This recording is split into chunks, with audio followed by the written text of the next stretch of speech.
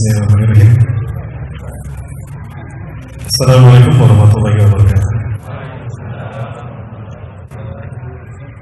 Alhamdulillahirabbil alamin wa bihi nasta'inu ala umuri dunya wad din.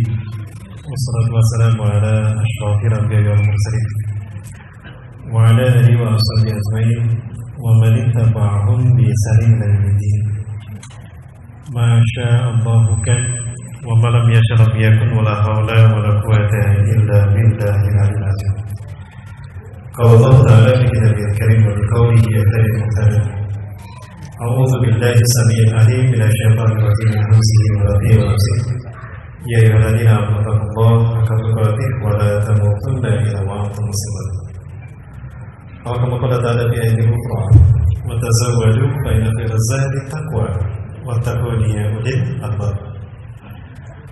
Wa qala ta'ala fi ayatin ukhra iktaraba lin-nasi hisabuhum wa hum fi ghaflatin mu'ridun.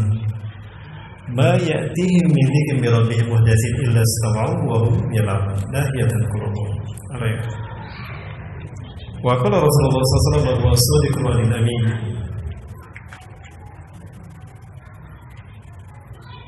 Badiru bil a'mali shalihat fasatakunu al-fitan kakitai lailal muslim. Yasbihu rajulun mu'minan wa yumsi kafiran wa yumsi mu'minan wa yasbihu kafiran. Yabi'u dinahu bi'ardin min ad-dunya. Al-mutamassiku yawma idzin bid-dini kal-qabidi 'alal jambi. Aw kama qala Rasulullah sallallahu alaihi wasallam fi hadits ukhra. Bu'ithu ana was-sa'ah kahatayn. Al-hadits al-maqam Sadaqallahu alaihi wasallam wa rasulullah wa ala alihi wa sahbihi. Puji-puji dan syukur kita aturkan kehadirat Allah Subhanahu wa taala. Berkat kudrat dan iradahnya Allah takdirkan kita bisa bertemu dalam kajian offline di Masjid Jami'atul Zahidin di depan Pasar Sahil. Ini merupakan karunia dari Allah Subhanahu wa taala bagi kami pribadi, saya dan juga rekan-rekan dari Pemuda Akhir Zaman dan satu Pro, dan juga dari DRT serta dari Forum Pemuda Al-Banjar Masjid Raya Pekanbaru, dan juga komunitas yang lain yang tidak bisa saya sebutkan satu persatu. Maka itu saya mewakili teman-teman yang hadir mengucapkan jazakumullah khairan kepada Dewan Kemakmuran Masjid, pengurus dari Masjid Jami'atul Zahidin, atas kesempatan yang diberikan kepada kami. Salawat dan salam saya limpahkan pada saudara kita Rasulullah Muhammad SAW, Nabi dan Rasul yang diutus ke tengah-tengah kita, menjadi pertanda kalau kiamat telah dekat. Hal ini sebagaimana tadi sabda beliau, ini dalam hadis yang masyhur sahih, Bu'ithu ana was-sa'ah kahatayn. Jarak diutusnya aku dengan kejadian kiamat seperti ini. Wakila li annahu yuharu bainahuma qalilan, yubairu qalilan bainahuma. Rasulullah merenggangan sedikit antara telunjuk dan jari tengah. Yang 14 abad yang lalu Rasulullah menyatakan antara diutusnya beliau dengan kiamat seperti telunjuk dan jari tengah. Pertanyaannya, hari ini kita mau bilang apa, Pak? Antara kita dengan kiamat? Kalau saya melipat jari tengah saya, kalau jari tengah saya dilipat berarti tinggal telunjuk. Kalau orang memperingatkan biasanya pakai satu telunjuk apa dua jari mungkin. Awas ya, hati-hati ya. Kalau lagi kampanye mungkin awas jangan lupa, mungkin kayak gini bisa.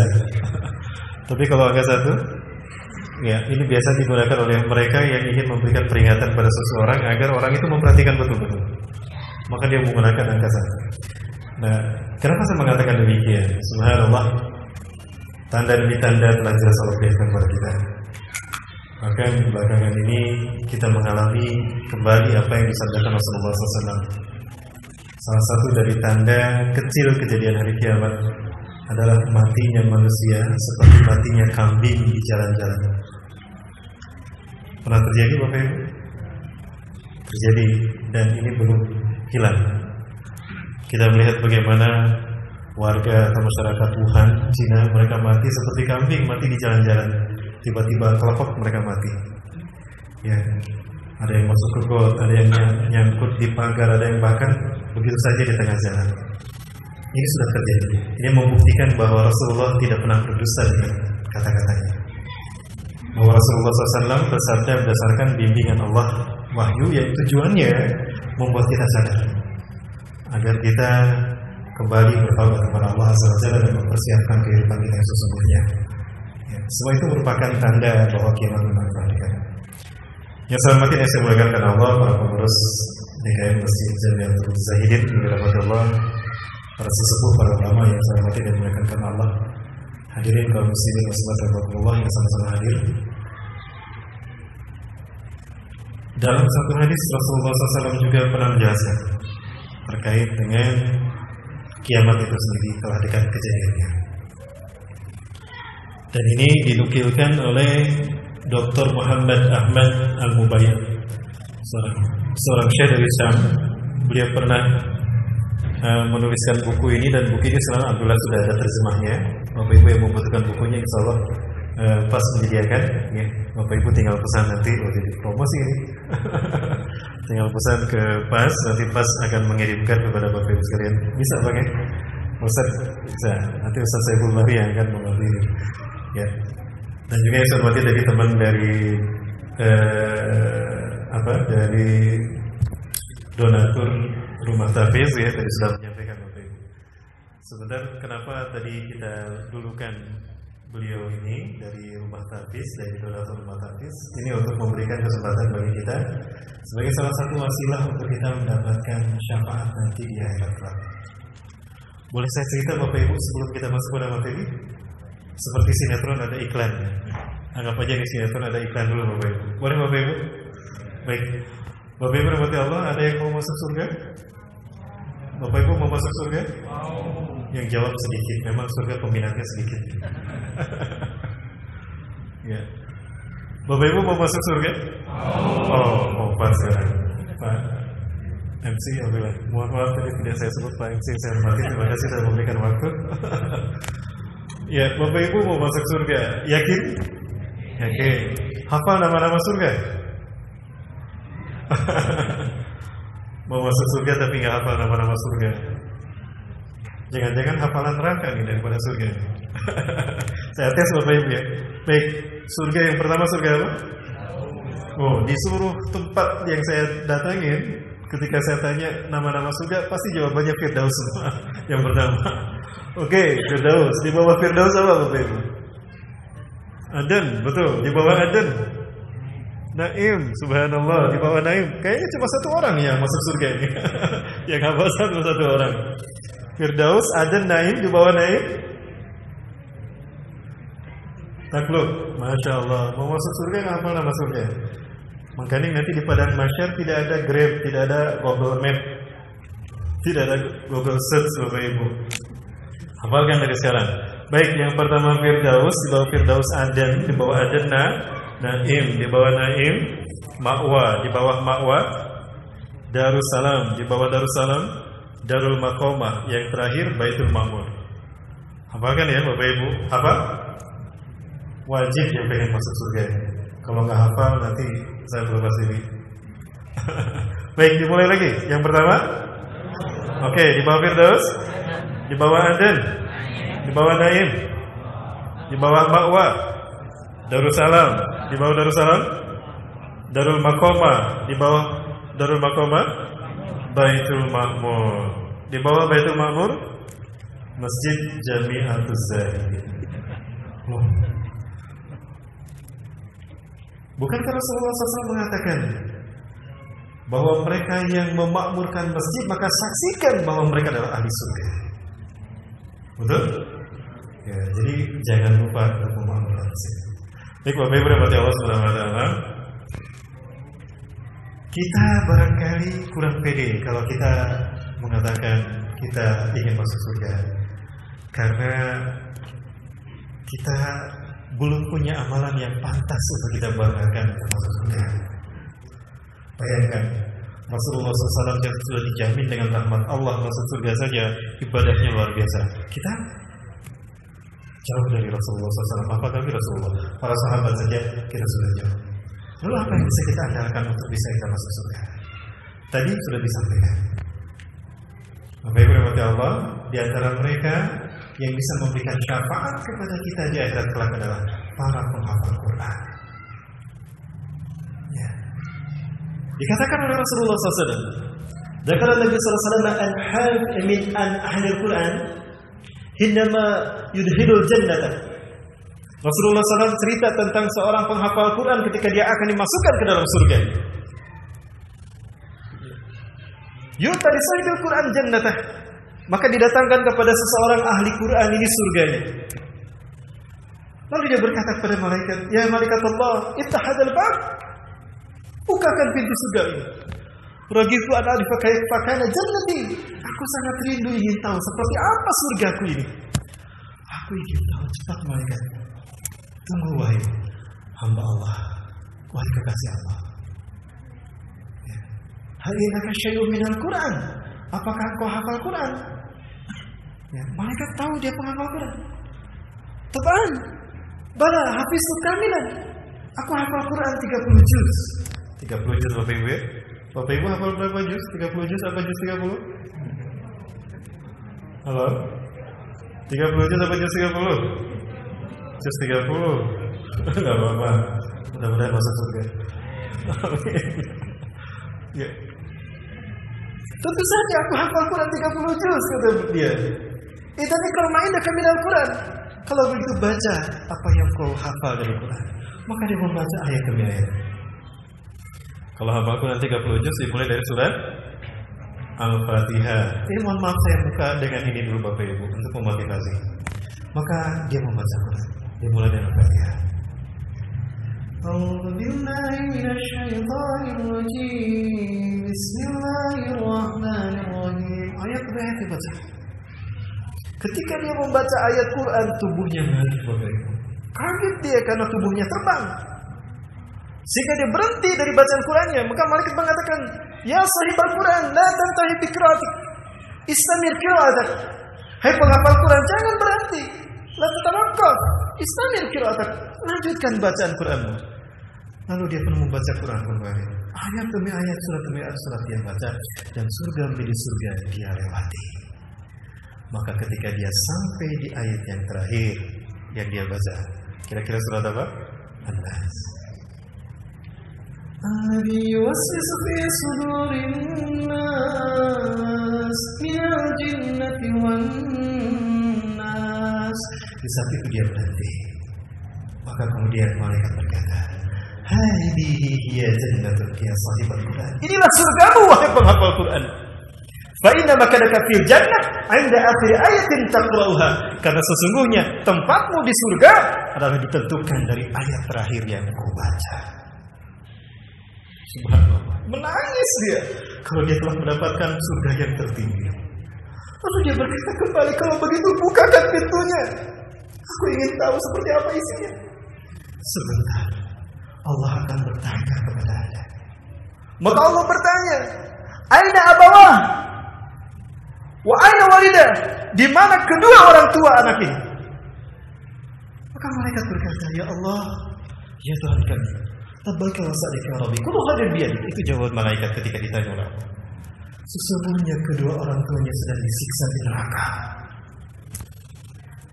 Begitu dia mendengar malaikat mengatakan kedua orang tuanya disiksa di neraka, menjerit dia, "Ya Allah, apa artinya surga yang indah ini untukku? Hilang semua kenikmatan surga dan segala keindahannya. Di saat yang sama ketika aku tahu bahwa orang tuaku keduanya ada di dalam neraka. Apa artinya surga ini bagiku, ya Allah?" Nangis dia. Maka apa yang terjadi? Maka Allah berfirman, "Karena engkau telah menjaga kalamku dalam dirimu, idhab wankisuma min narihim." Pergilah engkau, selamatkan kedua orang tuamu dari nerakanya. Maka dia pun pergi menyelamatkan kedua orang tuanya, dan kedua orang tuanya masuk surga ke dalam surganya sendiri. Allahu Akbar. Tidak akan berguna anak yang kita banggakan karena gelarnya, jabatannya, kekayaannya, gelar akademiknya. Tidak. Yang Allah banggakan nanti, yang pantas kita banggakan adalah ketika anak kita hafal Quran. Sekali lagi, Bapak Ibu mau masuk Quran? Mau masuk surga? Pede? Yakin? Oke Bapak Ibu. Allah sudah memberikan jalan pada kita. Jadikan anak-anak kita penghafal Quran. Ustaz, saya belum punya anak, bikin dulu. Ustaz, saya sudah tidak punya anak, saya punya anak tapi tidak ada yang hafal Quran. Baik, biayai mereka para penghafal Quran, karena dia akan menyebut nama kita ketika dia diperkenankan untuk memasukkan orang-orang yang dia cintai karena Allah, yang telah membuatnya hafal Quran. Satu persatu nama kita akan disebut. Makanya tadi sengaja kami sampaikan dulu, ya, teman-teman dari donasi rumah tahfiz. Silakan Bapak Ibu, ini bukan kata saya tapi kata-kata Rasulullah SAW. Silakan kaji kitab Riyadhus Shalihin, Kitabul Fadha'il, kitab keutamaan, bab fadl qiraatul Quran, bab keutamaan membaca Al-Quran. Kalau tidak salah ada hadis di sana, dalam syarahnya dijelaskan. Ya.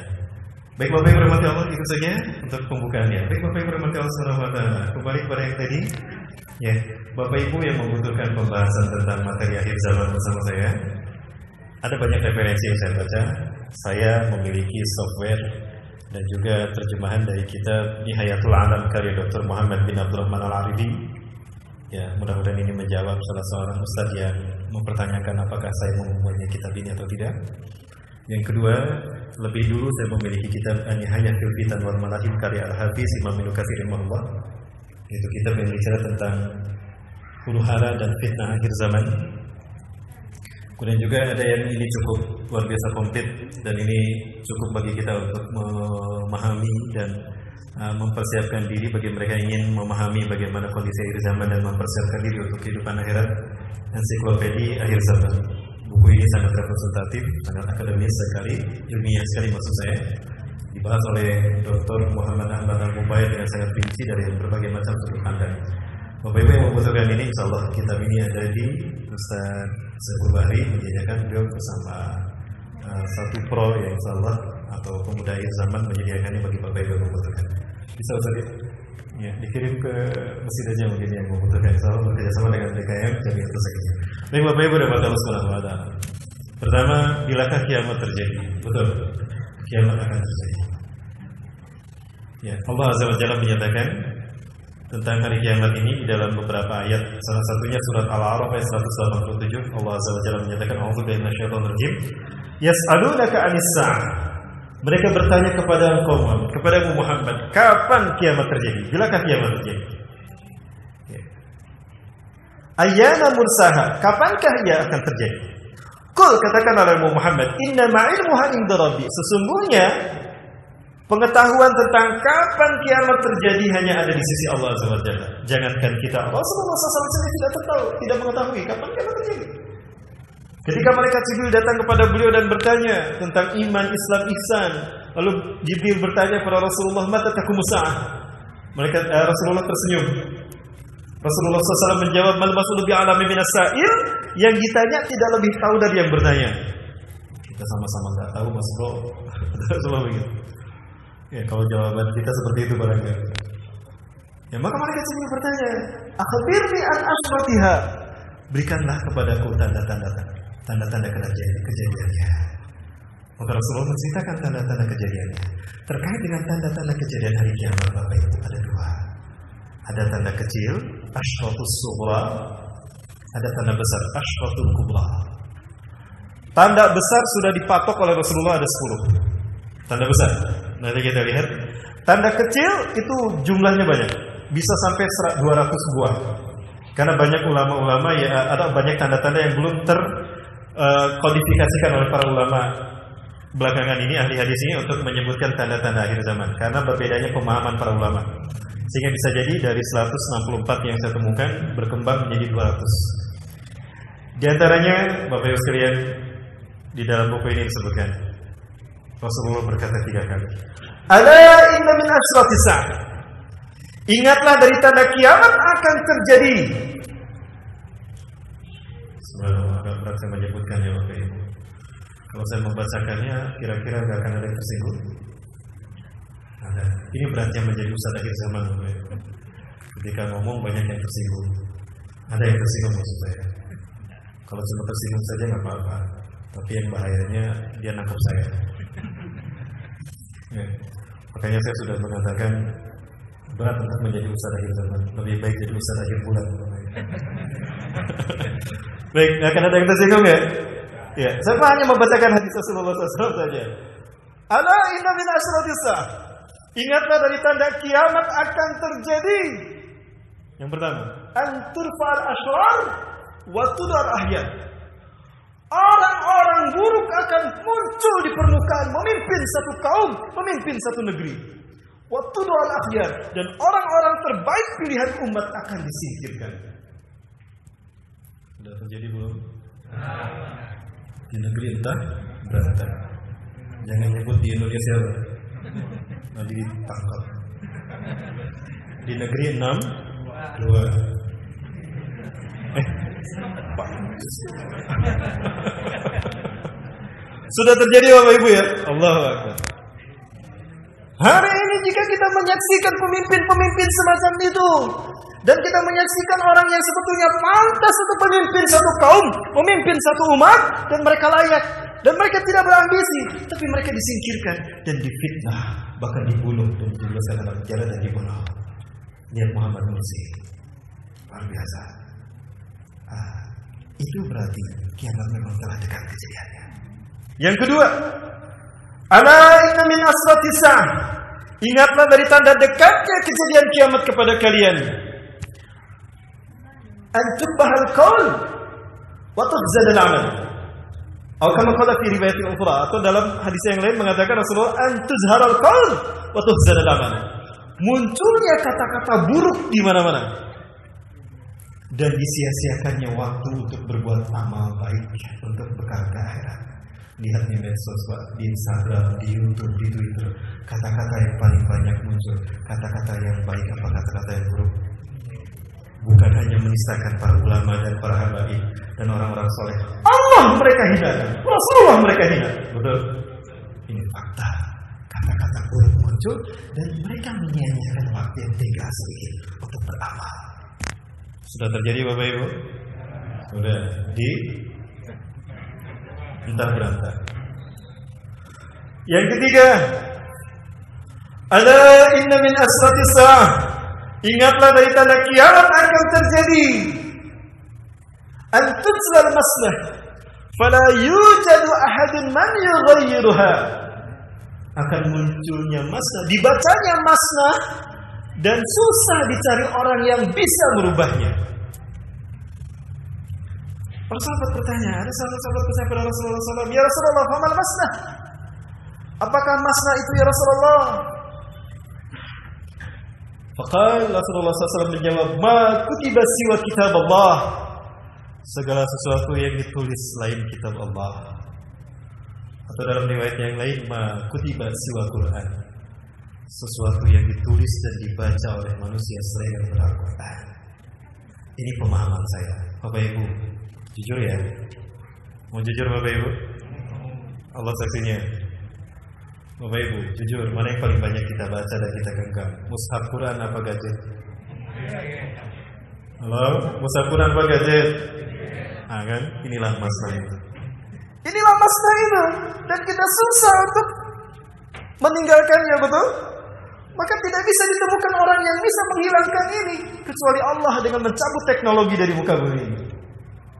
Maka tidak salah kalau Rasulullah SAW menyatakan, Sema'atum ila ma bada'tum, sema'atum ila ma bada'tum, sema'atum ila ma bada'tum. Kalian akan sampai kepada waktu di mana kalian kembali pada posisi kalian dulu tanpa teknologi. Ini akan hilang. Cukup dengan didatangkannya Tuhan, Allah cabut teknologi. Maka fitnah bagi saya jika ada orang yang mengatakan, kalau saya mengatakan 15 Ramadan 2020 akan terjadi Tuhan. Tidak. Itu fitnah. Itulah framing media. Jahatnya media. Dan itu bukan kita yang punya. Orang-orang kafir. Siapa yang punya Facebook? Siapa yang punya YouTube? Siapa yang bikin Instagram? Orang Islam? Bukan. Dan dahsyatnya fitnah media melanda umat. Framingnya dahsyat, ulama dihinakan. Dan herannya banyak mereka umat Islam yang juga ikut-ikutan. Nah, ini fitnah akhir zaman. Bapak Ibu, generasi milenial atau masyarakat milenial menjadikan ini menjadi bagian daripada hidupnya, bahkan separuh hidupnya. Agenda kerja mereka, mobilitas harian mereka ada di sini kan?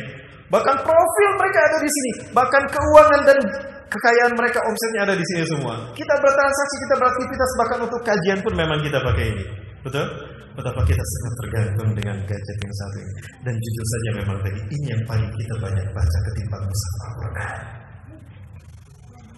Terbukti berarti yang ketiga sudah terjadi. Maka mudah bagi Allah untuk mengembalikan kita kepada mushaf Al-Quran. Dicabutlah teknologi. Bapak Ibu sekalian yang mati Allah, maka segeralah kembali kepada mushaf Al-Quran ketika kita membaca Quran. Jangan di sini. Karena pahala kita membaca Quran dari mushaf lebih besar daripada membaca Quran di sini. Kenapa demikian? Ini kadang ada negatifnya, betul? Aurat, ya syahwat kita juga menikmatinya dari sini. Lalu kita mau melihat Quran dari sini. Berarti berbeda pahalanya ketika kita membukanya dari mushaf Quran.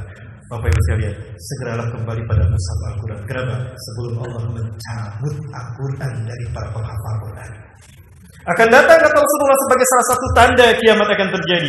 Sebelum Allah mencabut nyawa orang-orang beriman dari muka bumi. Qabla ayyaqbadallahu arwahul mu'minin min hadzal ard yarfa'ullahu kullal ayah min maqamiha. Allah akan mencabut Al-Quran dari para penghafal Quran, dan Allah akan mencabut Quran dari mushaf Al-Quran. Maka diceritakan oleh para ulama, ya, disandarkan pada hadis Rasulullah SAW, ketika mereka kaum yang beriman sholat, ini menjelang dicabutnya nyawa orang beriman semuanya, mereka sholat. Rakaat pertama mereka hafal Quran, rakaat kedua, mulai mereka lupa Quran. Ghairil maghdubi 'alaihim waladdallin. Amin. Ketika mau membaca surat, lama imamnya terdiam. Subhanallah.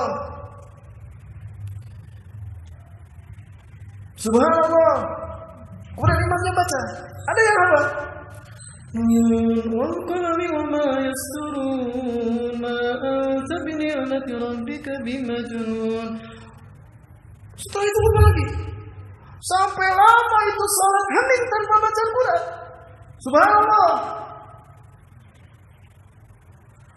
Jamaahnya ketika akan mengingatkan pun ternyata mereka juga lupa. Maka salat dilanjutkan tanpa baca Quran. Mereka cerita, selesai salat imamnya bertanya pada makmumnya, "Lima tudzakkirtumuni? Kenapa kalian tidak mengingatkan aku?" Kaifa udzakkirka? Bagaimana kami mengingatkan Anda? Kami juga lupa dengan hafalan Quran kami. Maka sang imam lari mengambil mushaf Quran. Ketika mushaf Quran dibuka, kosong, tidak ada isinya. Segeralah kembali pada mushaf Quran.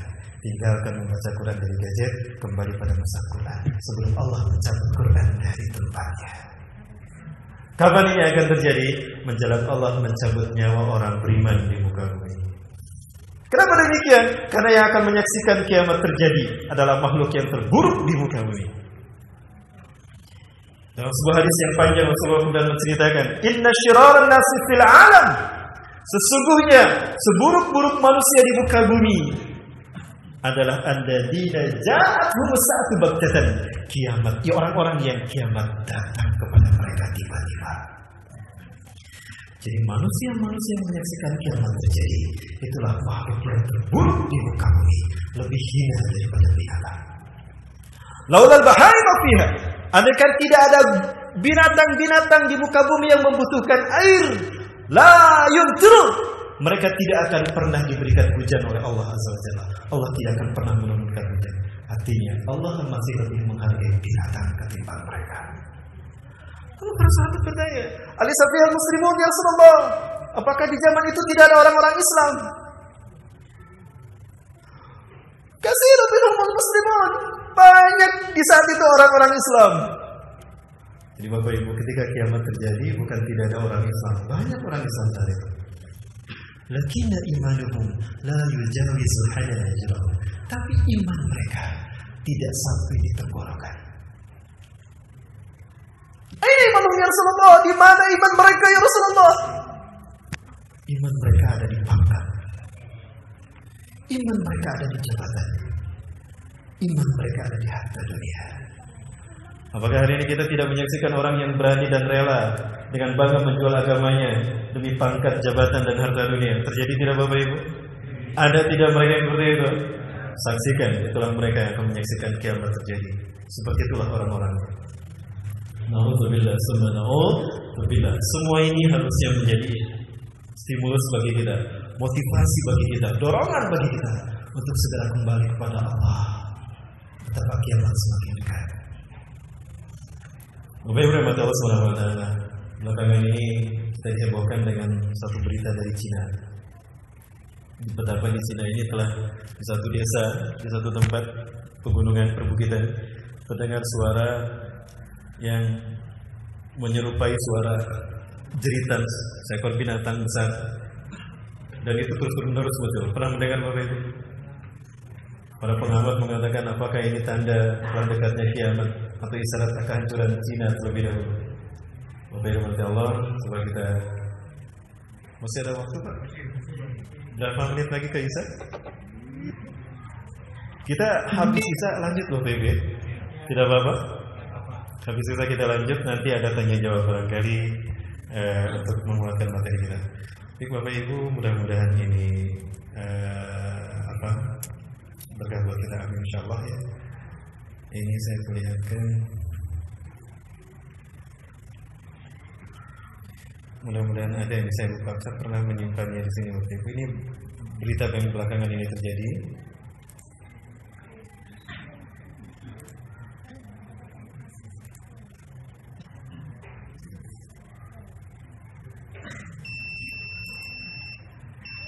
Isya Pak.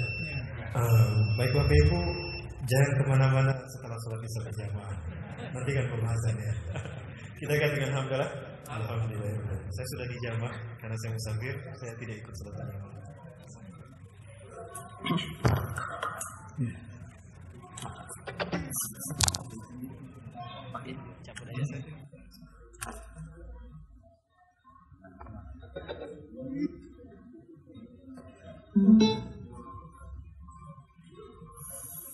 Bismillahirrahmanirrahim. Assalamualaikum warahmatullahi wabarakatuh.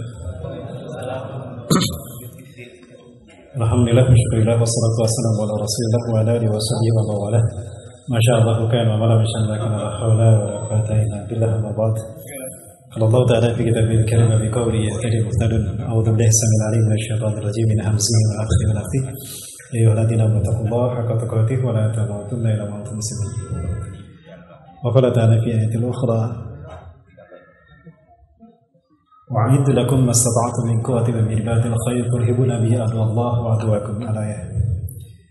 Bapak Ibu rahmati Allah Subhanahu wa taala, mohon maaf tadi saya harus ke belakang dan saya wudu dulu Bapak Ibu, jadi mohon maaf Bapak Ibu menunggu. Tadi janji saya kita akan melihat satu fenomena yang belakangan sempat viral di media sosial tentang peristiwa yang cukup menghebohkan sebenarnya terjadi di Cina, peristiwa ini. Ini sekali lagi hanya yang ada di media sosial. Bapak Ibu silakan menyikapi sendiri. Apakah ini merupakan bagian dari tanda kiamat telah dekat? Wallahu a'lam bishawab. Ya. Baik, kita lihat.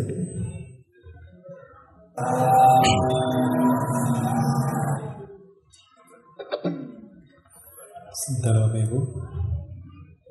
Ini harus dipindahkan.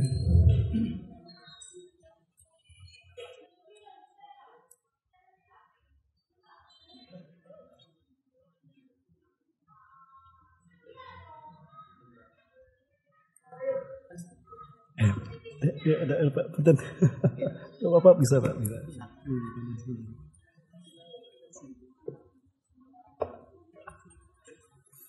Baik, ini pernah lihat ini Bapak Ibu? Belum, baik kita lihat.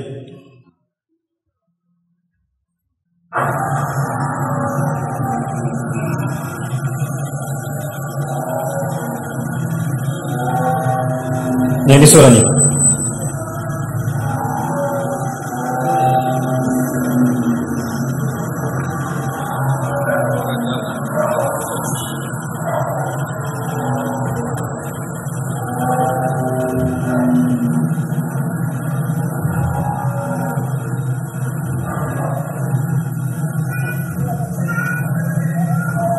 Orang-orang orang pada berdatangan dari berbagai macam penjuru wilayah ini ingin menyaksikan apa yang terdengar oleh mereka, dan ternyata betul-betul terjadi.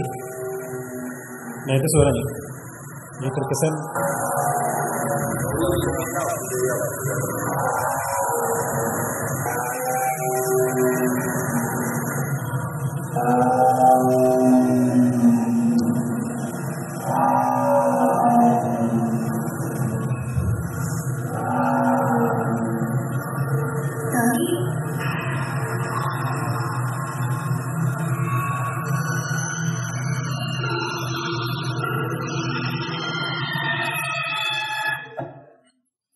baik.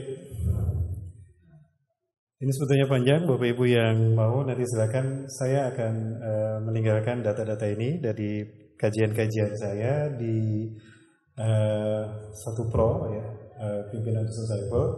Bapak Ibu yang membutuhkan bisa datang ke markasnya, barangkali nanti sambil diruqyah, sambil dibekam silakan, sambil menikmati pengobatan sunnah ya. Nah, Bapak Ibu, apa yang kita dengar tadi terkesan itu suara binatang besar yang meraung. Ini mengikuti kejadian beberapa tahun yang lalu atau beberapa bulan yang lalu terkait dengan suara yang muncul dari dalam laut. Nah, sekarang muncul di negara ini. Dan negara ini berkali-kali dilanda bencana yang dahsyat luar biasa. Bahkan bencana yang diprediksikan di sini itu bencana yang sepertinya akan menghancurkan sebagian besar dari negara ini. Apa itu? Robohnya bendungan yang menjadi kebanggaan masyarakat mereka, yang menahan air yang begitu besar, yang apabila bendungan itu jebol, maka dipastikan negara ini akan mengalami kehancuran lebih dulu. Ya, kita lihat bencananya seperti apa.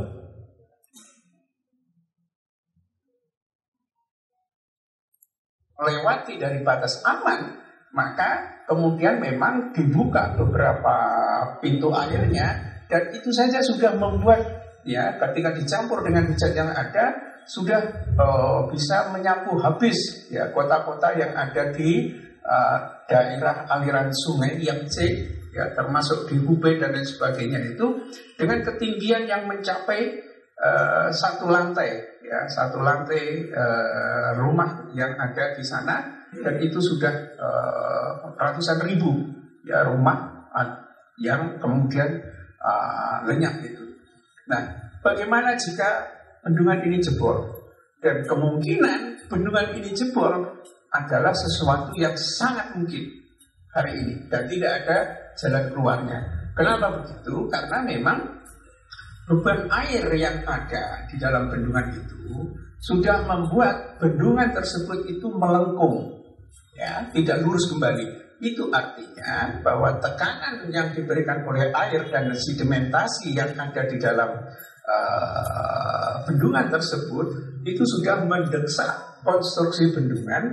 Dan kalau ini terus-menerus terjadi, dan pasti akan terjadi karena ini adalah fenomena alamiah saja ya, ketika sedimen naik kemudian juga air akan naik kembali, maka beban bendungan semakin tambah, tidak mungkin semakin berkurang.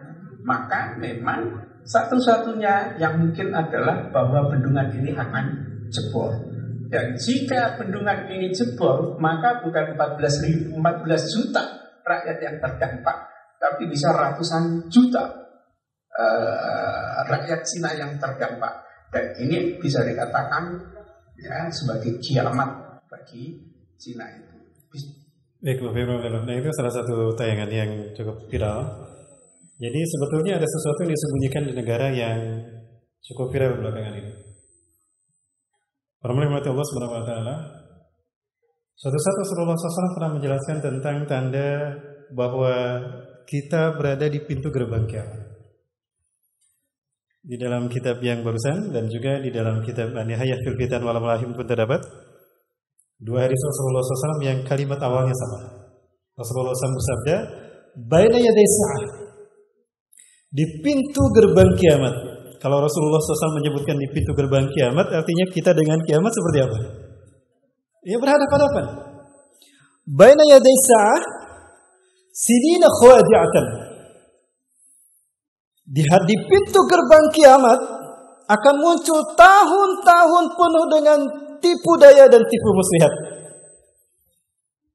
Bapak Ibu, jika kita sudah merasakan tahun-tahun kita penuh dengan tipu daya dan tipu muslihat, jangan-jangan kita berada di depan gerbang kiamat. Cirinya 3 kata Rasulullah. Yukadzabu bihas shadiq, orang yang jujur didustakan, orang yang benar dibohongi. Sudah terjadi belum? Ya, di luar negeri, di entah berantah. Yang kedua, ketika yang benar dibohongi, yang jujur didustakan, maka sebaliknya, wa yusaddaqu fihal kadzib. Yang kedua, para pendusta, para pembohong dibenarkan. Dan yang ketiga, karena ini sistem, ketika yang satu terjadi, yang lain pun terjadi. Wa yu'tamanu fihal kha'in. Para pengkhianat satu kaum, para pengkhianat satu negeri, mereka muncul menjadi pemimpin kaum tadi. Agak berat untuk saya bertanya. Tapi Bapak Ibu sudah tahu jawabannya jika saya bertanya. Sudah terjadi belum yang terakhir? Ya, alhamdulillah sudah berani menjawab ya. Baik, Bapak Ibu rahmati Allah, itu di pintu gerbang. Nah, dalam hadis yang lain Rasulullah SAW juga bersabda, baina yaday sa'ah, di pintu gerbang kiamat. Kalau tadi tahun demi tahun, sekarang diperkecil menjadi hari demi hari. La ayyamun, akan muncul hari demi hari. Isinya sama ada 3. Yurfa'u fiha al-ilmu, ilmu diangkat dari muka bumi. Artinya ilmu kehilangan fungsinya. Setahu saya yang bodoh ini, ilmu berfungsi membuat orang tidak paham menjadi paham, membuat orang yang tidak ngerti menjadi ngerti, yang tidak bisa menjadi bisa, yang tidak tahu menjadi tahu, yang jahat menjadi baik, ya, yang susah menjadi senang, yang sengsara menderita menjadi bahagia, yang miskin bisa menjadi kaya. Itu fungsi ilmu. Yang salah menjadi benar. Tapi hari ini kemaksiatan, kezaliman dilakukan orang yang memiliki sederet gelar akademik, betul? Lihat di televisi, kita selalu disajikan, di media massa kita selalu dijadikan kriminalitas yang dilakukan bahkan oleh orang yang bergelar profesor, doktor dan sebagainya, betul? Bahkan yang benar itu pun mereka yang menista agama, namanya pun nama agama. Masya Allah. Ini yang pertama, ilmu kehilangan fungsi. Yang kedua, wayang zilu fi'al jahlu, ketika ilmu hilang, maka yang turun kebodohan di mana-mana. Artinya orang berbuat tanpa ilmu, orang berbuat tanpa memandang baik dan tidak. Orang berbuat sesuai dengan kehendak nafsunya. Dan Allah Subhanahu wa taala mencabut itu semua. Ketika itu terjadi, itu akan terjadi ketika ulama-ulama dihinakan, ketika ulama-ulama kemudian diwafatkan. Ada yang wafat karena sakit, ada yang dibunuh. Nah, kemarin kita sudah mulai menyaksikan kembali bagaimana ulama-ulama dan imam-imam masjid ini mulai diserang, Bapak Ibu. Betul? Di kota ini, Bapak Ibu ya. Nah, kita harus mulai waspada. Dan yang ketiga kata Rasulullah, wa yaksuru fiha al-haraj. Dan terjadinya al-haraj di mana-mana. Para sahabat bertanya, "Wa ma huwa al-haraj ya Rasulullah?" Apa al-haraj itu ya Rasulullah? Al-qatlu, pembantaian. Ada satu negara yang mereka tidak terekspos. Ternyata negara ini sudah lama menzalimi saudara kita kaum muslimin di Uighur. Saya tidak menyebutkan negaranya mana. Muslimin yang ada di Uighur mereka disiksa. Lama mereka menyiksa dan memperlakukan kaum muslimin yang di Uighur dengan zalim. Hampir dunia tidak mengeksposnya. Tapi mereka lupa. Ada Allah yang maha hidup, yang tidak pernah tidur dan tidak pernah lengah terhadap kezaliman orang-orang yang zalim di muka bumi. Quran surat Ibrahim. A'udzubillahi minasyaitonir rajim. Wa la tahsabannallaha ghafilan 'amma ya'maluz zalimun. Jangan kamu kira Allah diam saja, Allah lengah terhadap apa yang dilakukan orang-orang zalim di muka bumi ini. Innama yu'akhiruhum, sesungguhnya Allah menangguhkan mereka. Liyaumin tashkhasu fihil absar, sampai hari di mana mata mereka terbelalak melihat keputusan Allah menimpa mereka. Maka tanpa terekspos media pun bagaimana Allah menghukum mereka. Persis ketika Allah menghukum kaum 'Ad, kaum Samud yang ingkar kepada Allah. Baik, ini buktinya. Ini pelajaran bagi kita dan keyakinan bagi kita bahwa Allah Maha Hidup. Allah tidak diam terhadap kezaliman orang-orang zalim.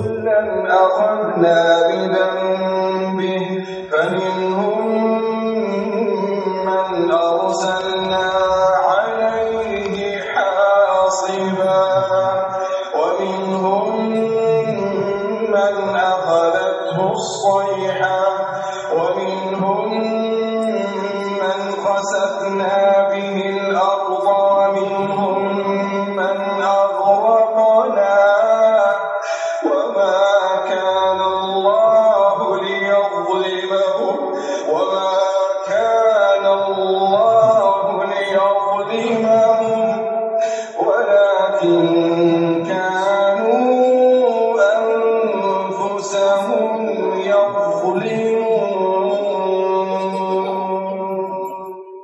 مثل الذين اتخذوا من دون الله أولياء كمثل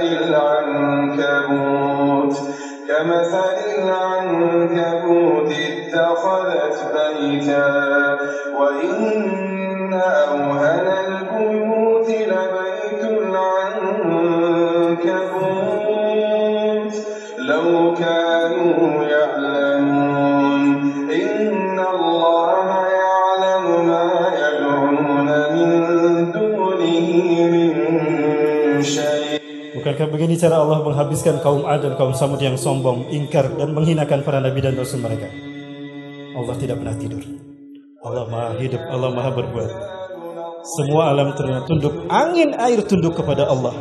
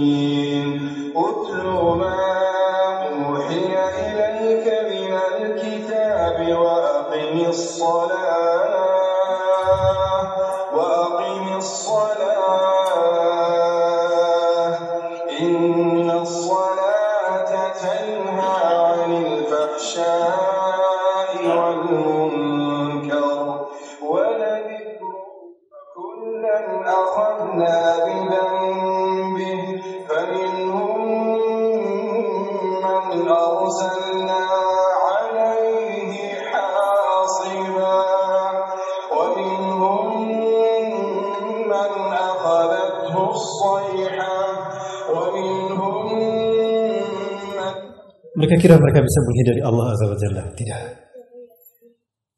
Ya, siapa yang akan menyelamatkan mereka setelah Allah tidak menyelamatkan mereka? Siapa yang bisa melindungi mereka? Seperti orang ini yang berharap berlindung di balik mobil akan menyelamatkan dari angin besar.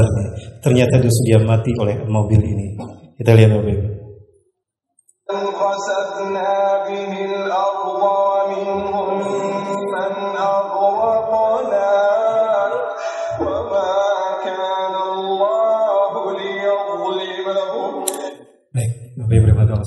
Sekali lagi, ini keyakinan kita, tauhid rububiyah kita. Apa itu tauhid rububiyah? Al-i'tiqadu li anna Allah yuhyi wa yumit, al-muhyi wa mumit, wa yarzuqu man yasha wa yaf'alu ma yurid. Tauhid rububiyah kita mengajarkan keyakinan pada kita bahwa Allah Maha hidup. Allah menghidupkan dan mematikan. Allah merawat alam semesta. Allah memberikan rizki kepada siapa yang Allah kehendaki dan melakukan apa yang Allah inginkan. Ini salah satu perbuatan Allah. Sekali lagi, Allah tidak pernah lalai dan lengah kepada orang-orang yang zalim. Tapi ingat Bapak Ibu, jangan sampai azab ini menimpa kita. Kok bisa Ustaz azab menimpa kita? Ya, kalau di depan kita ada kemungkaran, kita mampu mencegah kemungkaran itu, tapi kita diam saja. Karena kita takut kehilangan pangkat. Kita takut kehilangan jabatan, takut kehilangan pekerjaan. Maka azab itu pun akan menimpa kita. Rasulullah SAW pernah menjelaskan ini kepada kita.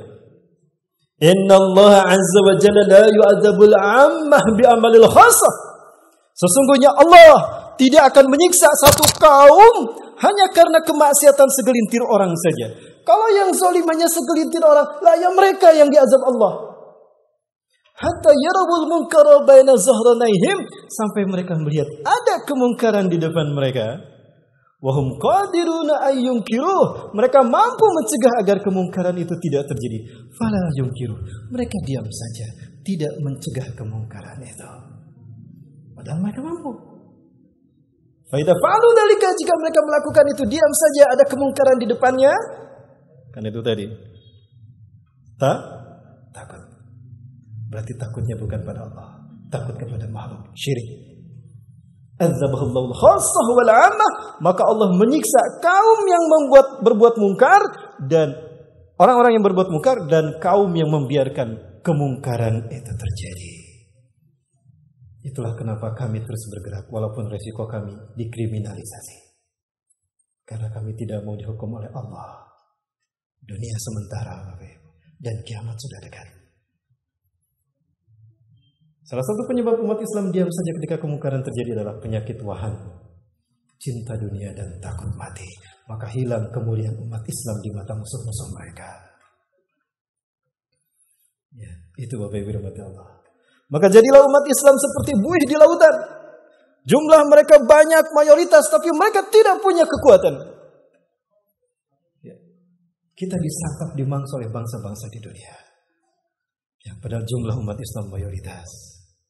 Baik Bapak Ibu rahmati Allah Subhanahu wa taala, ingat sekali saya banyak membicarakan tentang hal ini, tapi karena memang waktu, saya minta waktu 5 menit lagi, boleh Bapak Ibu? Setelah itu kita tanya jawab. Bapak Ibu rahmati Allah Subhanahu wa taala. Namun sebelum hari kiamat terjadi, Allah telah menakdirkan Islam akan Allah zahirkan di muka bumi. Islam akan Allah menangkan di seluruh dunia. Dan sepertinya isyarat ini telah dekat. Suatu hari Rasulullah SAW diceritakan di dalam Tafsir Ibnu Katsir jilid 1, tafsir surat Ali Imran ayat 10-11 kalau tidak salah, dari Ummu Hani, ya, bibinya Rasulullah SAW, diceritakan Rasulullah berada di Mekah, selesai sholat tahajud Rasulullah tertidur menjelang waktu subuh, qailulah. Tiba-tiba Rasulullah terbangun dengan wajah merah, mata beliau merah. Lalu beliau berkata dengan sangat tegas, Allahumma hal balag, Allahumma hal balag, Allahumma hal balag. Ya Allah, bukankah telah aku sampaikan ya Allah? Bukankah telah aku sampaikan ya Allah? Hal itu membuat para sahabat bangun, termasuk Umar bin Khattab. Umar bin Khattab pun bangun dan menghampiri Rasulullah dan mengelus-elus punggung Rasulullah. Naam, bala ya Rasulullah, qad balagta risalatullah. Sungguh ya Rasulullah, Anda telah menyampaikan risalah. Benar, kami saksinya ya Rasulullah. Maka apa kata Rasulullah SAW? La yazharanna al-Islam hatta yarudal kufra ila mautini. Sungguh Islam akan zahir di muka bumi, akan menang di muka bumi atas agama-agama yang lain, sehingga kekafiran akan kembali ke tempat asalnya. Tidak lama lagi insyaAllah kita akan menyaksikan kapitalisme akan kembali ke Amerika. Betul?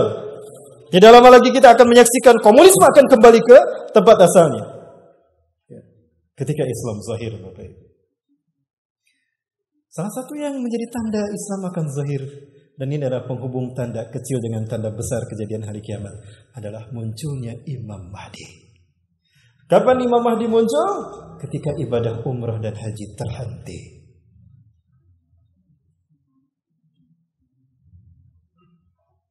Allahu Akbar.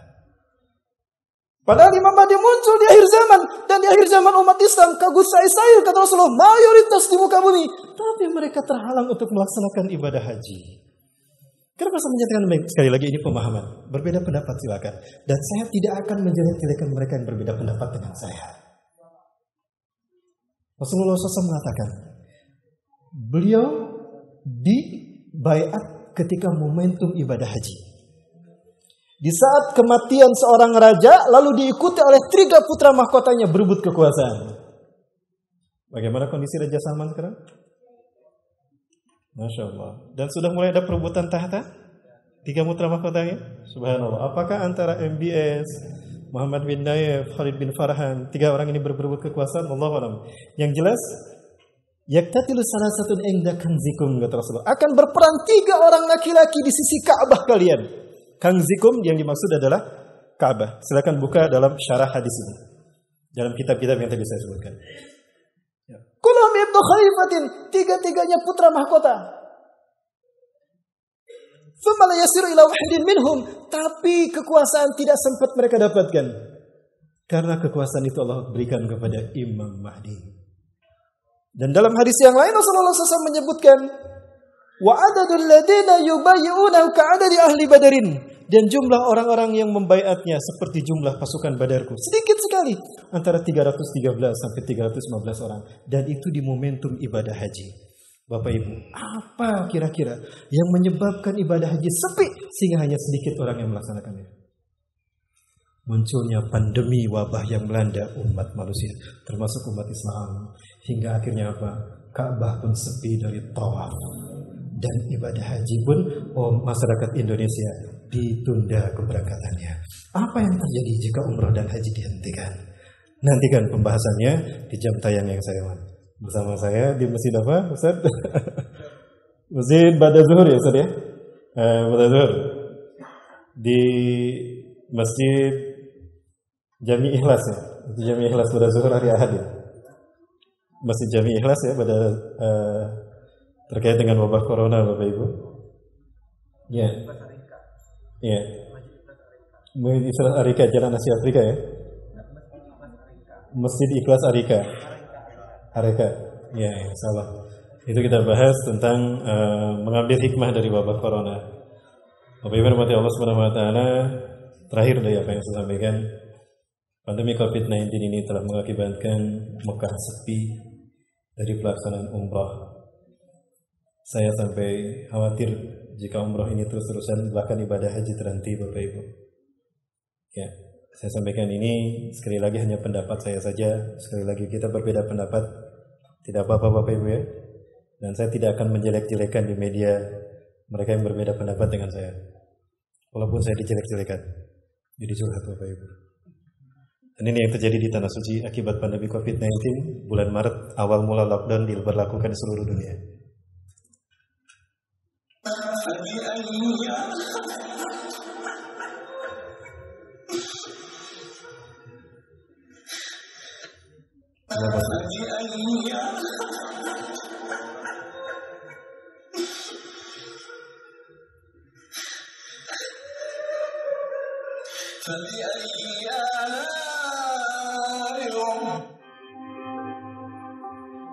Sebelum kita lanjut, tayangan yang tadi itu hoax.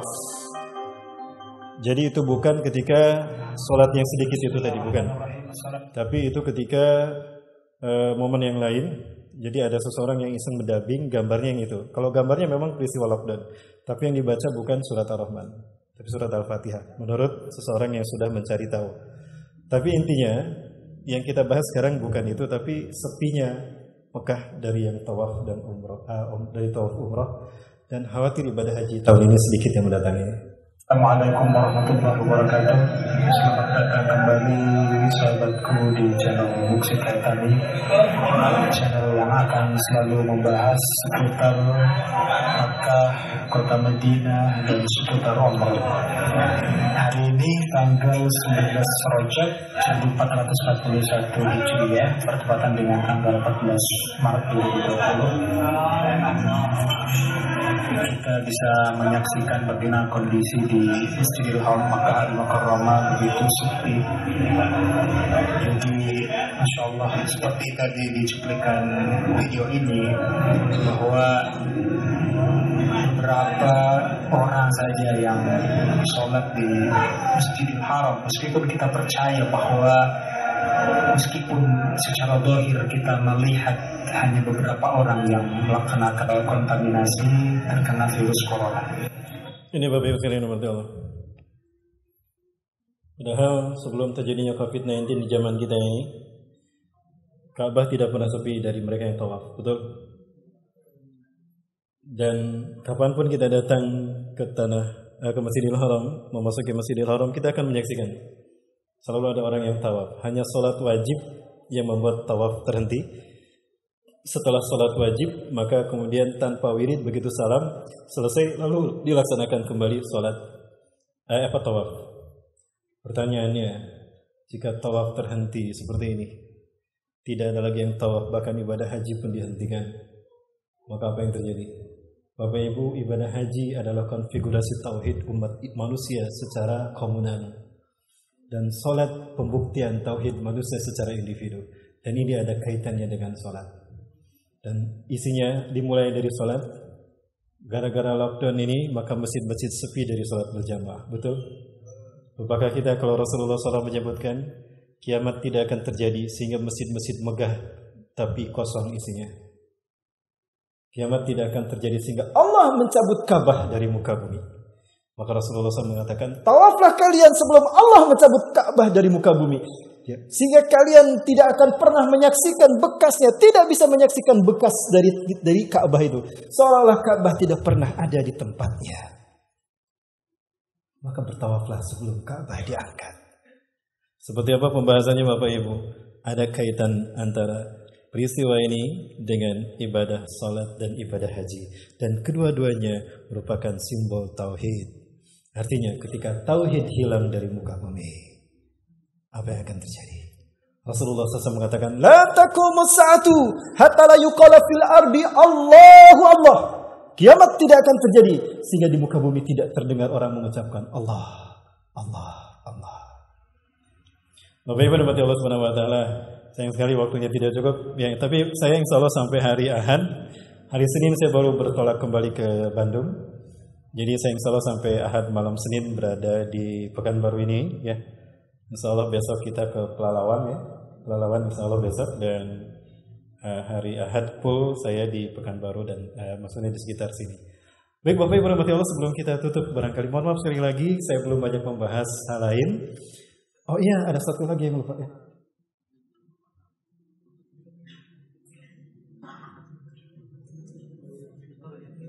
Oh iya, hari Ahad malam Senin. Hari Ahad malam Senin saya di masjid dekat sini, Masjid Nurul Yakin. Baik, nanti kita lanjutkan pembahasan kita tentang ini. Bapak Ibu rahmati Allah, tadi saya lupa menyebutkan bahwa salah satu kemunculan Imam Mahdi, telah dekat kemunculan Imam Mahdi bukan sepinya ibadah haji dan umrah saja. Sekali lagi itu hanya pemahaman saya, adalah kebangkitan Islam Turki.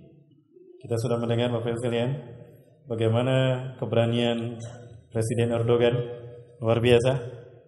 Beliau mengembalikan fungsi Hagia Sophia sebagaimana amanah dari Muhammad Al-Fatih ketika beliau membebaskan Al-Aqsa, membebaskan Konstantinopel pada tanggal 29 Jumadil Ula 857 Hijriah atau bertepatan dengan 25 Mei 1453 Masehi. Pengadilan tinggi di Turki menganggap upaya mereka yang menjadikan Hagia Sophia sebagai gereja atau museum itu ilegal. Maka dikembalikan kepada yang terkuat, yaitu amanah yang tertulis, dan Erdogan berhasil menunjukkannya bahwa ada amanah tertulis dari Muhammad Al-Fatih sebagai pembebas Konstantinopel itu berfungsi sebagai masjid. Bapak Ibu rahmati Allah, apa reaksi dunia, terutama Vatikan? Paus merasa bersedih ketika Hagia Sophia menjadi masjid. Kenapa beliau tidak bersedih ketika di setiap penjuru Amerika dan Eropa gereja-gereja sepi, gereja-gereja beralih fungsi menjadi masjid, orang berbondong-bondong berubah gereja menjadi masjid dan mereka sholat di sana. Bahkan di London mereka ngantri Bapak Ibu untuk masuk ke masjid. Seperti di Indonesia ngantri masuk ke mall. Mereka diam saja. Tapi kenapa ketika Hagia Sophia dirubah menjadi masjid mereka mengutuk Erdogan? Karena Hagia Sophia simbol kemenangan peradaban. Ketika Hagia Sophia kembali menjadi masjid, itu simbol kemenangan umat Islam atas peradaban dunia. Allahu Akbar. Itulah kenapa mereka marah. Bahkan Erdogan dengan sangat luar biasa mengatakan, setelah Hagia Sophia kami akan membebaskan Al-Aqsa.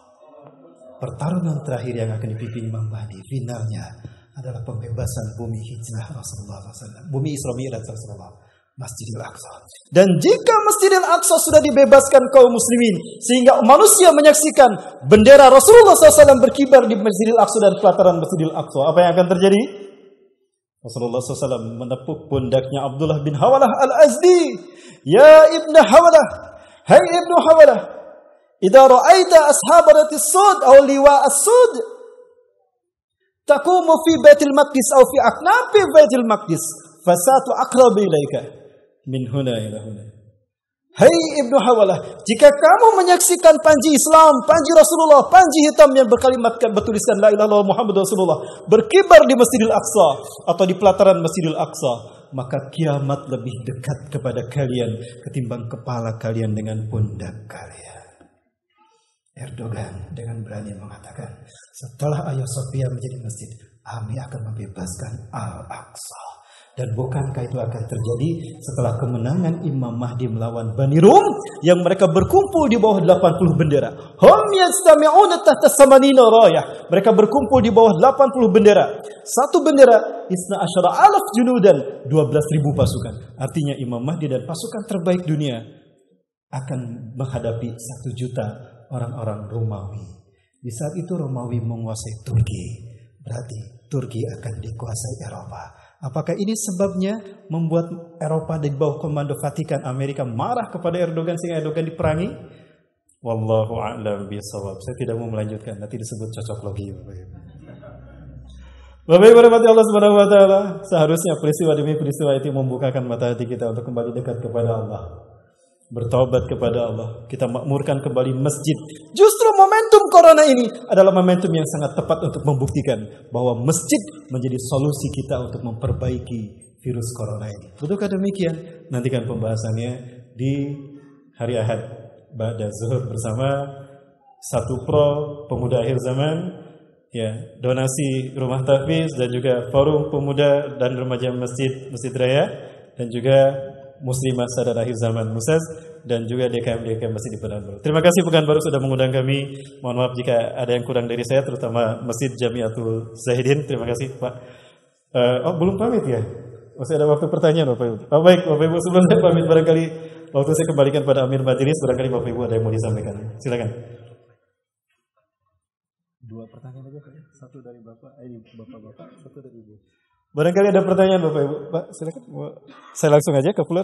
Baik Bapak Ibu, barangkali ada yang bersampaikan, satu dari Bapak-bapak, satu dari Ibu-ibu. Baik Pak. Boleh Bapak ini bertanya. Ibu ada yang bertanya juga? Ibu-ibu nanti siap-siap yang bertanya. Pak, silakan Pak.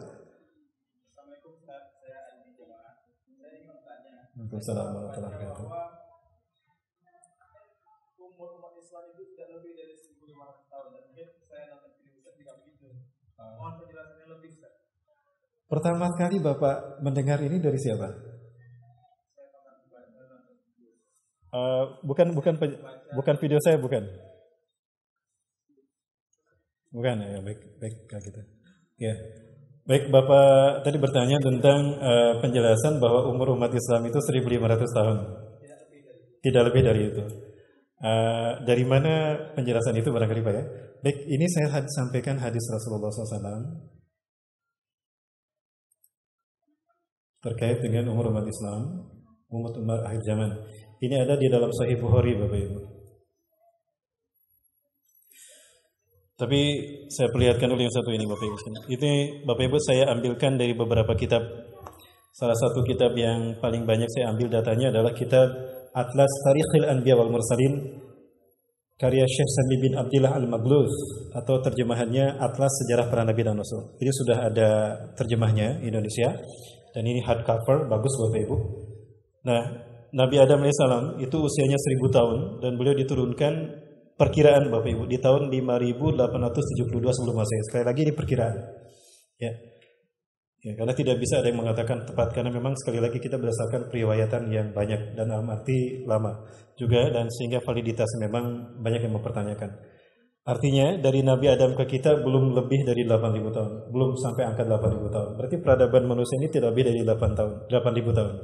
Maka saya mempertanyakan teori tentang Pithecanthropus erectus, Homo sapiens mojokertensis dan sebagainya.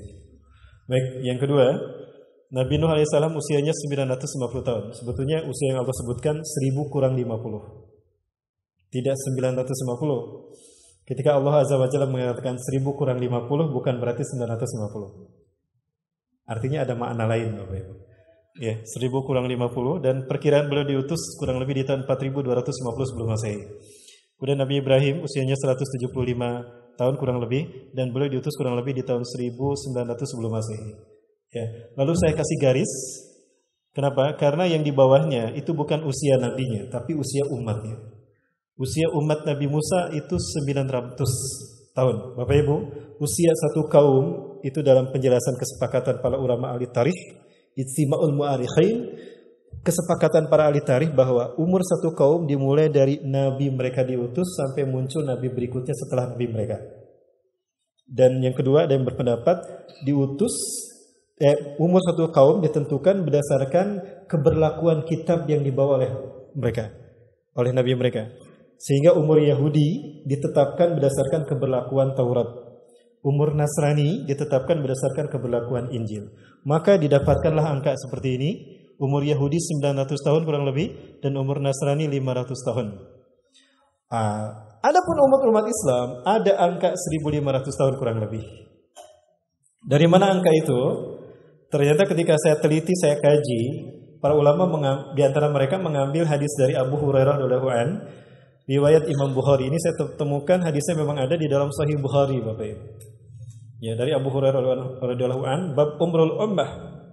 Rasulullah SAW bersabda, "Inna baqa'ukum minal umami kamasalit Taurati allati anzala ila ahliha."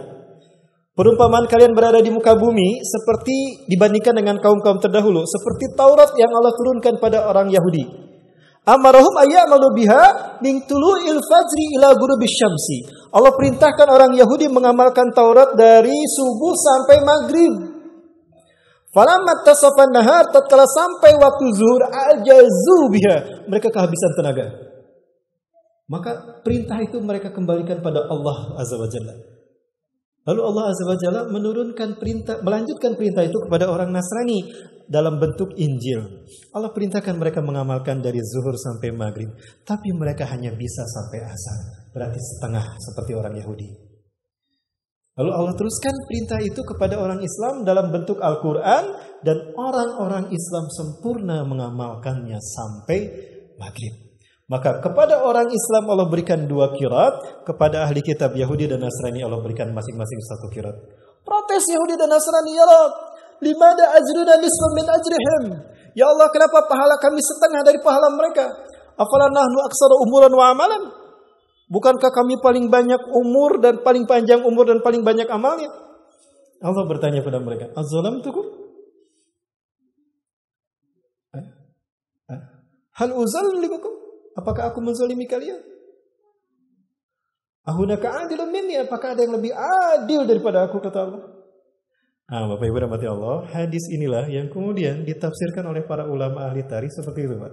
Nah, saya bentukkan seperti ini untuk memperjelas hadis tadi, Bapak Ibu. Nah, orang-orang Yahudi harusnya mengamalkan Taurat dari subuh sampai maghrib. Mereka hanya sampai zuhur, berarti setengahnya.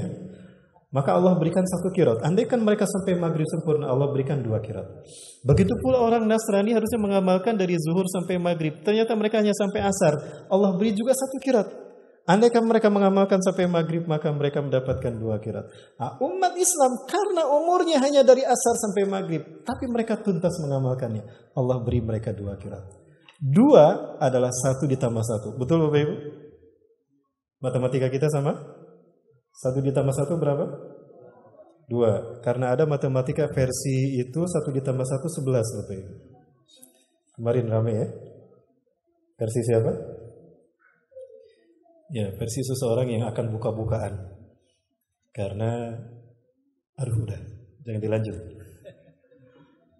Nah, semua ini kemudian difahami bahwa seolah-olah umur umat Islam itu adalah umur Yahudi ditambah umur Nasrani. Umur Yahudi tadi berapa? 900 tahun, Nasrani 500 tahun. Jumlahkan 1400 tahun. Lalu 100 lagi. Ada masa fatrah antara Nabi Isa diangkat sampai Rasulullah diutus. Wa hunaka ziyadatun. Ahadun ziyadatun. Ada masa tambahan. Lakinna ziyadatan aksar min mi'ati sanah. Tapi tambahannya tidak boleh lebih dari 100 tahun. Maka genap para ulama sepakat ditambah 100 tahun. Menjadi 1500 tahun. Nah, pemahaman itu dari sini, Pak. Ternyata setelah saya kaji, karena ada satu bab khusus di dalam buku karya Dr. Muhammad Amin Jamaluddin, kalau tidak salah saya sudah lama sekali membacanya. Beliau membahas itu, umur umat Islam di muka bumi. Ada judulnya khusus, umur umat Islam di muka bumi. Nah, beliau membahas hadis-hadis seperti ini. Nah, 1500 tahun. Sekarang 1441 Hijriah. Berarti berapa tahun lagi? 69. Tapi kan hijrah di Mekah 13 tahun, Pak, sebelum hijrah ke Madinah. Kurangi 13. 69 kurang 13. 56. Apakah umur umat ini 56 tahun lagi? Wallahu a'lam bishawab. Hanya Allah yang Maha tahu. Dari situ, Pak, penjelasannya, dan hadisnya sudah saya perlihatkan kepada Bapak Ibu terjemahnya. Ya, baik Bapak Ibu rahmati Allah, waktu kita memang tidak cukup ya. Suatu saat nanti kita bahas lagi. Ya. Nah, kiamat hanya akan terjadi ketika orang beriman sudah tidak ada, Bapak Ibu. Ini 2 hadis yang saya gabungkan, hadis dari Hudzaifah ibn Yaman dan hadis dari Abu Hurairah kalau tidak salah. Saya gabungkan. Nah, fase yang kelima adalah fase di mana Islam tegak di seluruh dunia, umat Islam aman seluruh dunia. Dajjal sudah tidak ada di fase yang kelima. Karena Dajjal dibunuh di awal menjelang masuk fase yang kelima oleh Nabi Isa. Berarti di fase yang kelima Nabi Isa hidup. Sudah turun lagi maksudnya. Nabi Isa turun lagi ke muka bumi. Di fase yang kelima iblis dan syaitan pasukannya, hizbus syaitan tidak lagi bisa menyesatkan orang-orang beriman karena sudah Allah kunci keimanan mereka. Ini berdasarkan hadis-hadis Rasulullah SAW. Dan juga di fase yang kelima umat Islam menang atas seluruh dunia, Islam tegak seluruh dunia, dan umat Islam kaya raya. Jadi kalau Bapak Ibu sekarang masih miskin, prihatin, jangan khawatir Bu. Di fase yang kelima kita kaya raya. Nah, di fase yang keenam orang beriman sudah tidak ada. Karena Allah mencabut semua orang beriman nyawanya dengan sebuah angin yang bernama Iliyin. Dari mana angin ini berhembus? Nantikan pembahasannya di episode yang akan datang. Itu barangkali Pak, nanti kita bahas kembali. Ya. Dan siapakah yang hidup di fase yang keenam? Tadi sudah saya sebut. Fase yang keenam, kita tidak tahu berapa lama. Nah ini rahasia dari Allah. Jadi fitnah kalau yang mengatakan di Instagram seenaknya saja, yang penting supaya banyak viewernya. Di YouTube dia seenaknya saya menyebutkan URB menyebutkan kiamat tahun sekian. Nah, itu fitnah Bapak Ibu. Ya. Saya banyak musuhnya Bapak Ibu. Musuh saya ya itulah. Maka mereka tidak mau saya viral. Baik Bapak Ibu rahmati Allah, lanjutannya nanti kita bahas di episode yang akan datang di masjid yang lebih dekat dari sini insyaallah. Ya, baik, satu lagi bagi akhwat ibu-ibu sekalian ada yang mau disampaikan? Dari ibu barangkali? Mohon maaf cuma 2. Ibu kalau nggak ada yang bertanya, saya yang bertanya sama ibu-ibu. Ya. Baik, kalau ibu-ibu tidak ada, Bapak ada yang bertanya dari sebelah kiri. Oh iya Pak, Pak silakan. Ibu-ibu boleh ya? Kalau ibu nggak ada yang bertanya, silakan Pak. Masa kehancuran alam ketika kiamat itu datang, berapa masa kehancuran alam itu Pak Ustaz? Iya. Bapak Ibu yang dirahmati Allah Subhanahu wa taala, bahwa hanya Allah yang mengetahui urusan kiamat itu kapan terjadinya. Dan Allah Azza wa Jalla pun tidak menyebutkan berapa lama kiamat itu terjadinya, prosesnya. Sebetulnya prosesnya sudah dimulai dari sekarang. Baik Bapak Ibu, ini ada satu tayangan, tapi ini hanya tulisan terkait dengan Isra Mi'raj, terkait dengan bentuk alam semesta. Dan ini dijelaskan Rasulullah setelah Rasulullah mengalami peristiwa Isra Mi'raj. Tapi dari sini kita bisa memetik hikmahnya. Bapak Ibu, ini saya perlihatkan kepada Bapak Ibu sekalian satu pembahasan terkait dengan bentuk alam semesta. Ternyata alam semesta yang kita huni ini berbentuk trompet. Ini penemuan dari NASA. Mereka mengatakan itu ternyata sesuai dengan hadis Rasulullah SAW. Baik, saya sampaikan hadisnya. Tapi dalam bentuk tayangan Bapak Ibu.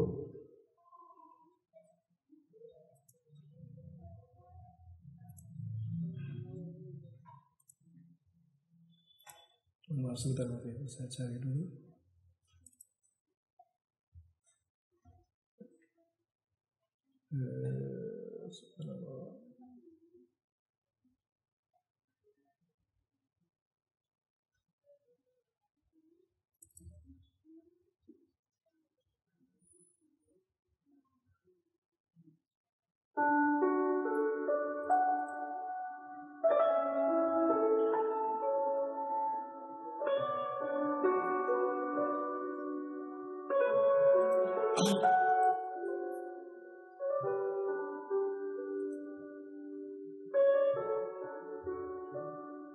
Jadi Rasulullah SAW ditanya tentang bentuk alam semesta, bentuk sangkakala. Rasulullah menyebutkan seperti cahaya, seperti tanduk dari cahaya. Sangat besar bulatannya, demi Allah yang mengutusku sebagai nabi, besar bulatannya seperti lebarnya langit dan bumi.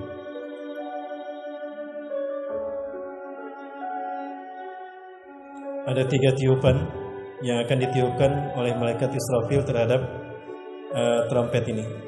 Nafhatul Sa'ab, tiupan menakutkan. Nafhatul Faza, tiupan menghancurkan. Nafhatul Ba'as, tiupan membangkitkan. Sehingga dianalogikan sangkakala seperti itu.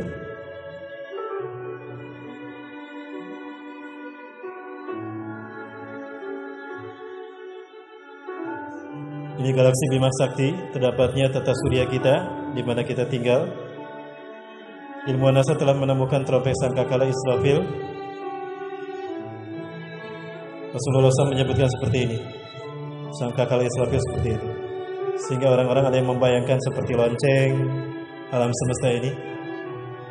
Namun yang lebih tepat adalah apa yang digambarkan seperti ini.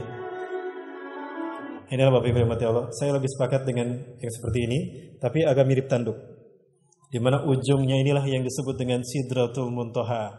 Ketika Isra Mi'raj, ketika Mi'raj Rasulullah naik, urija ila sama, ya, yataqaddam ila Rawi azza wa jalla. Rasulullah SAW dinaikkan ke langit dan menghadap Allah azza wa jalla, ke Sidratul Muntaha. Apa itu sidrah? Sidrah itu terminal, al-muntaha penghabisan. Jadi Sidratul Muntaha itu terminal penghabisan. Artinya bisa jadi Sidratul Muntaha adalah ujung alam semesta. Dan ilmuwan NASA telah menyadari bahwa ternyata alam semesta yang kita pijak berbentuk trompet. Dan itu yang digenggam oleh Israfil. Allahu Akbar. Betapa besarnya Israfil menunjukkan betapa maha besarnya Allah Azza wa Jalla. Kesinilah Rasulullah dimi'rajkan. Dari situ Rasulullah menghadap Allah lebih dekat dan mendapatkan kewajiban salat. Tahukah Anda bahwa tata alam semesta yang kita pijak berbentuk trompet?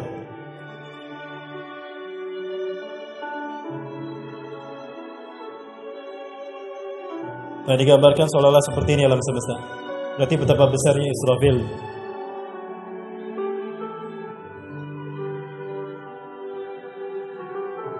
Nah, ini prosesnya kiamat terjadi. Di dalam hadis ini tidak disebutkan berapa lama kiamat itu terjadinya. Allah melipat langit dan bumi bagaikan melipat kitab, seperti itu. Dan itu 3 kali dilipat-lipat sehingga hancurnya alam semesta. Maka hancur semua, yang tersisa hanya Allah Azza wa Jalla. Baik. Nah, Bapak Ibu mati Allah, namun proses kiamat itu terjadi sudah berlangsung dari dulu. Jadi begini Bapak Ibu. Kalau kita kaji tentang Dukhan, di dalam surat Ad-Dukhan bagaimana Allah menciptakan alam semesta, ini mirip dengan teori nebula. Jadi awalnya alam semesta berasal dari air kan? Air ini menguap, lalu uapnya itu berputar sehingga nanti terbentuk galaksi. Nah, alam semesta seperti itu. Berputar-putar terbentuk intifadat. Intifadat muncul terbentuk terus berputar tidak berhenti sampai hari ini. Lalu di tengah-tengahnya ada magma yang mencair dan panas, karena magmanya makin lama makin banyak dan besarnya pun makin intinya makin lama makin panas. Karena panasnya tinggi maka tidak kuat lapisan ini, maka retak. Ketika retak itu sudah mulai besar maka meledak. Itu teori Big Bang. Ledakannya ini ternyata menurut teori ini kalau memang bentuk alam semesta seperti itu berarti tidak kemana-mana. Tapi meledaknya begini Bapak Ibu. Nah, seperti trompet. Nah, begitu. Ya, seperti itu. Nah, maka ketika ini ditiup kembali, disedot, maka semuanya tabrakan kembali. Itulah proses kiamat. Nah, sebetulnya ketika ini sudah terlempar sampai berhenti, lalu balik lagi. Nah, itulah menuju kiamat. Dari satu pecah menjadi banyak, dari banyak menjadi satu lagi. Bertubrukan semua. Nah, itu proses kiamat. Nah, Rasulullah tidak menyebutkan prosesnya berapa lama. Tapi prosesnya seperti itu. Bisa jadi sebetulnya ini sedang menuju kiamat. Maka tidak salah jika Allah Azza wa Jalla mewahyukan tentang ayat-ayat kiamat ini sejak Nabi yang pertama, Nabi Adam alaihissalam. Karena manusia ada berada di ujung waktu, ujung dari waktu peradaban. Itu barangkali Pak yang bisa saya sampaikan, ya. Dan kapan kiamat terjadi hanya Allah yang Maha tahu dan Rasulullah pun tidak tahu. Baik, saya tutup dengan penjelasan Rasulullah SAW. Kiamat yang Rasulullah tahu adalah satu, kiamat terjadi di hari Jumat. Sekarang hari apa? Sekarang Jumat ya Pak. Di waktu fajar, di waktu subuh. Ingat bencana-bencana alam, musibah-musibah besar selalu terjadi di waktu subuh. Ya, kaji surat Al-Anfal ayat 30 ke sana. Kemudian kiamat tidak akan terjadi sehingga azan tidak terdengar di muka bumi. Kiamat tidak akan terjadi sehingga tidak ada lagi mushaf Quran di muka bumi. Kiamat tidak akan terjadi sehingga Ka'bah tidak ada lagi di Masjidil Haram. Kiamat tidak akan terjadi sehingga tidak ada orang beriman sedikit pun di muka, satu pun di muka bumi, walaupun imannya sebesar biji sawi. Lalu kemana mereka perginya? Nanti kan di episode yang akan datang. Terima kasih Bapak Ibu, mohon maaf karena waktu kita sudah lebih dari jam yang sudah ditetapkan. Terima kasih sekali lagi jazakumullah khairan kepada DKM Masjid Jamiatul Zahidin. Terima kasih Bapak Ibu sudah sama-sama hadir. Semoga Allah membimbing kita untuk istiqomah sampai akhir hayat kita dan Allah mewafatkan kita dalam keadaan husnul khatimah. Amin ya rabbal alamin. Hadanallahu wa yakum. Assalamualaikum warahmatullahi wabarakatuh.